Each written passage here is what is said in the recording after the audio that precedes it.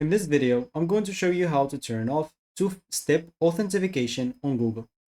So go and open your browser, and all you need to do, just go and type myaccounts.google.com. Hit the enter button and make sure that you're signed in with your Google account, where you want to turn off the two-step verification. If you're not, just go and sign in. It's very easy. Now I would like to go and access the security settings. On this left panel, you'll find security right here. And here's an example. You should find most of the things. So below, as you can see, you'll find how you sign in to Google. And you'll find this two-step verification. So you can go and click on it. And of course, they'll ask you for your code. So make sure to go and enter that. Let me just do it and come back.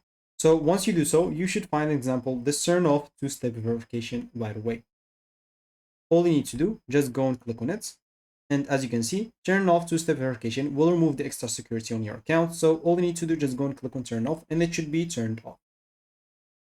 Once you click on it, you'll be done. You'll be signed off, and you should have nothing to worry about. You can always turn it on. Of course, for me, I didn't click on it because I didn't want to turn it off on my account.